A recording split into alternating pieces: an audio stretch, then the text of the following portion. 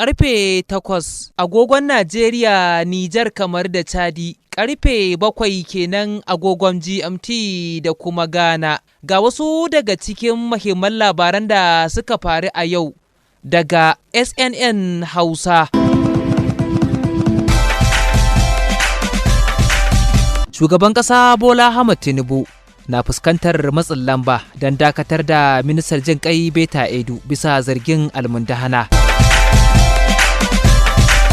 Hukumar tsaro ta Civil Defense a Kano ta ce ta kama wani matashi bisa zargin kisan gilla ga mahaifinsa. A ƙetare, Isra'ila ta kashe 'yan jarida 79 a Gaza, ciki kuwa har da wakilan kamfanin dillancin labaran Faransa. Sannan a fagen wasanni, Bahagon Kawoji ya buge Bahagon Autan Mamman a marabar Nasarawa a wasan damben gargajiya.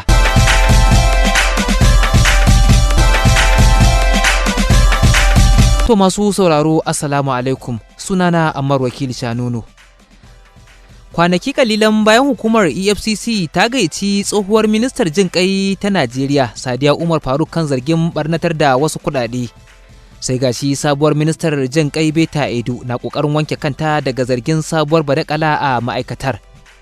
Hakan na zuwa ne bayan fitar wata takardar biyan kuɗi da ministar ta aiki wa ofishin babban akanta janar, inda a ciki take buƙatar a tura zunzurutun kuɗi har naira miliyan 585 don biyan tallafi a wani ɓangare na tallafawa masu tsananin buƙatar tallafi a wasu jihohin ƙasar nan hudu. To sai dai wani abu da ya ja hankali game da biyan kuɗaɗen shine sunan asusun bankin da aka biya kuɗin na wata mata ce mai suna Onyelo Brigade Mojso. A halin yanzu dai ana ci gaba da matsawa shugaban ƙasa Bola Tinubu lamba da ya gaggauta dakatar da ministar ta jin ƙai. Ƙungiyar jami'o'i masu zaman kansu ta Afirka ta yaba wa ƙoƙarin da ministan ilimin Najeriya Tahir Mamman ke yi na binciken takardun digirin bogi a ƙasar. Mataimakin sakataren ƙungiyar na yammacin Afirka, Salisu Mamudu, shi ne bayyana hakan a cikin wata takarda a ƙasar Mauritania.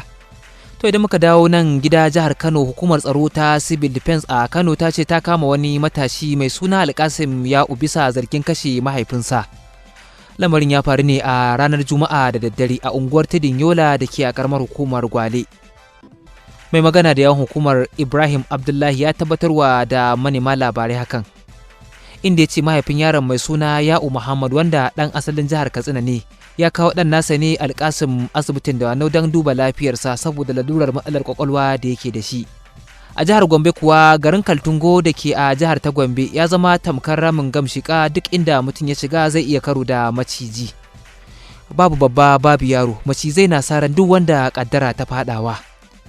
Yanzu haka noma na neman gagara al'ummar garin saboda yadda macizan ke saran su. Wani babban abu kuma shine tsadar da maganin kashe dafin yake da shi, inda ake sayan kwalba ɗaya daga naira 50,000 zuwa 80,000.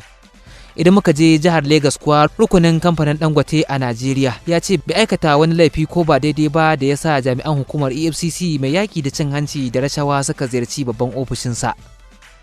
Cikin wata sanarwa da kamfanin ya fitar kan ziyarar da jami'an hukumar suka kai babban ofishin da ke Legas ranar 4 ga watan Janairu, ya ce ya fahimci girman damuwa da maganganu da hakan ya janyo tsakanin abokan hulɗarsa da sauran mutane, don haka ne ma kamfanin ya ce ya fitar da sanarwa don fayyace ainihin abin da ya faru. To idan muka tsallaka ƙetare, Isra'ila ta kashe 'yan jarida 79 a Gaza, a ciki kuwa har da wakilan kamfanin dillancin labaran Faransa.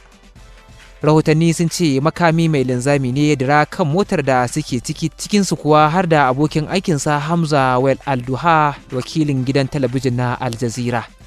Idan muka je kasar Bangladesh kuwa, al'ummar kasar ne ke ci gaba da kada ƙuri'unsu a babban zaben kasar da ake kyautata zaton shugabar kasar mai ci a yanzu Sheikh Hasina za ta lashe. Tuni dai aka tsaurara matakan tsaro, inda aka jibge jami'an soji da 'yan sanda a sassa daban-daban na kasar.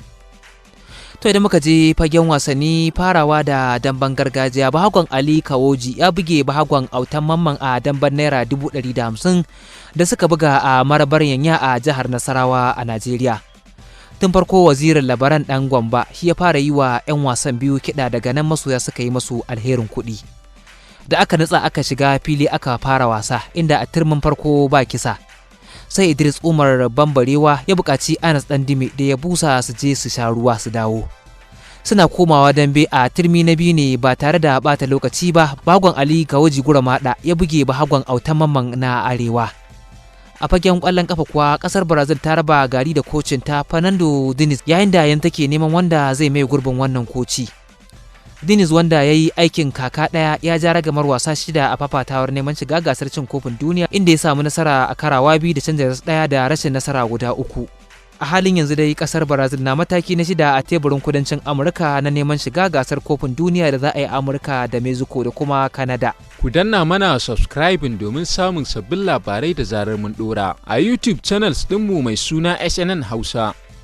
To iyakatar labaran kenan na wannan lokaci, a madadin dukkanin yan uwa abokanan aiki, ni ne Ammar Wakili Shanunu ke cewa kwana lafiya daga nan birnin Kano a tarayyar Najeriya.